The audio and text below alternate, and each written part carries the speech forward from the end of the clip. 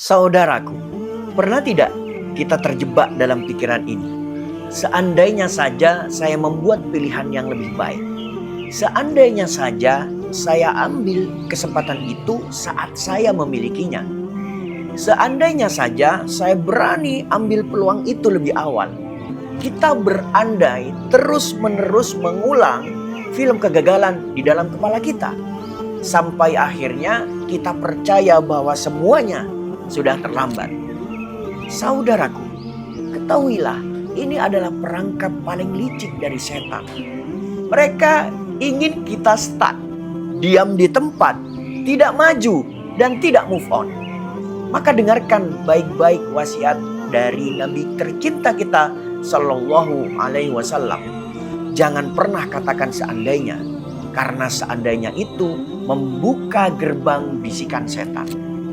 Dalam Sahih Muslim, Rasulullah bersabda, "Jika kamu tertimpa sesuatu, janganlah berkata seandainya aku lakukan ini, pasti akan begini dan begitu. Tapi katakanlah qaddarallahu wa ma syafa'al. Ini takdir Allah dan apa yang Dia kehendaki pasti terjadi."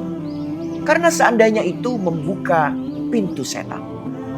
Dan lihat bagaimana Allah membocorkan rahasia langit dalam Al-Quran. Beliau berfirman, "Wa asa an takrahu syai'an wa huwa khairul lakum wa asa an tuhibbu syai'an wa huwa syarrul lakum wallahu ya'lamu wa antum la ta'lamun." Yang kamu benci bisa jadi terbaik buatmu, dan yang kamu cinta bisa jadi justru berbahaya bagimu, karena Allah Maha Tahu dan kamu tidak.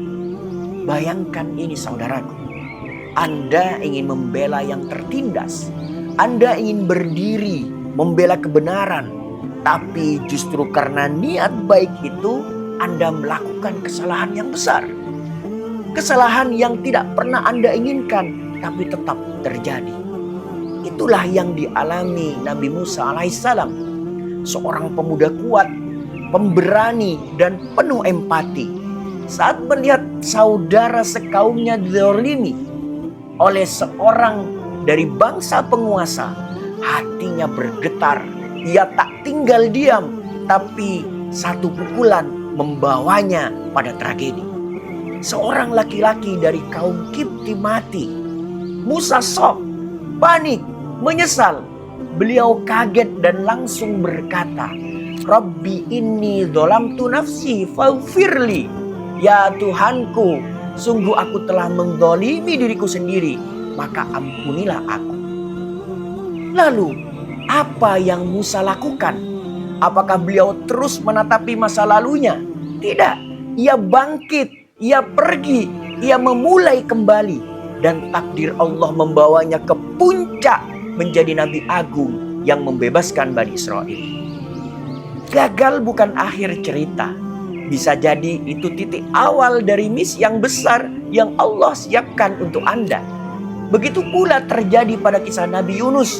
Meninggalkan kaumnya karena kecewa mereka tak kunjung beriman. Tapi beliau justru diuji, ditelan oleh ikan besar.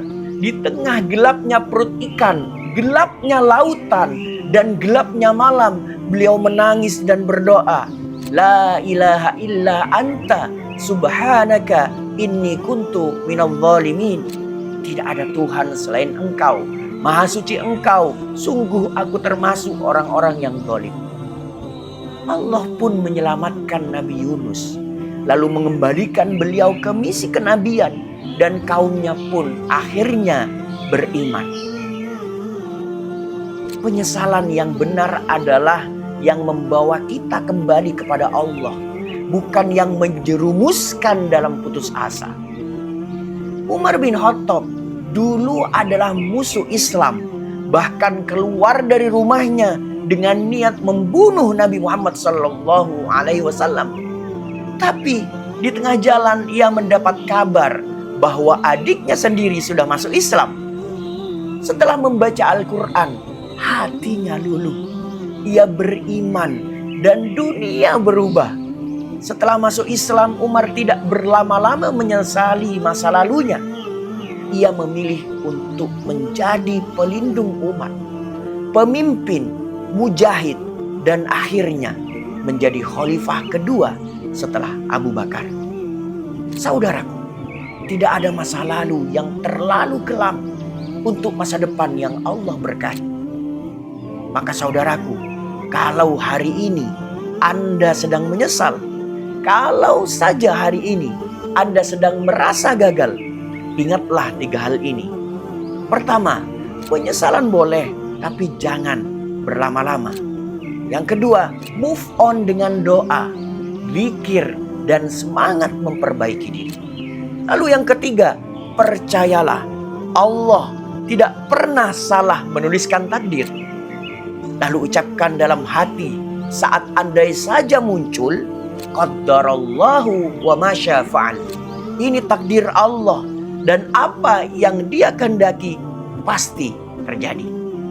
Karena masa lalu bukan penjara, tapi sekolah kehidupan. Kita tidak hidup untuk mengulang kesalahan, tapi untuk memperbaikinya dan bertumbuh jadi lebih kuat. Mari kita berdoa, senantiasa menengadahkan tangan kita. Ya Allah, kuatkan kami untuk menerima takdir-Mu. Jadikan kami hamba-Mu yang belajar dari masa lalu, bukan dikendalikan olehnya. Dan bimbing kami agar hari ini lebih baik dari kemarin. Saudaraku, jangan biarkan masa lalu mencuri masa depan Anda. Karena hari ini adalah hadiah dari Allah. Dan tugas Anda adalah menjadikannya ladang amal terbaik Anda. Bismillah, kita mulai lembaran baru.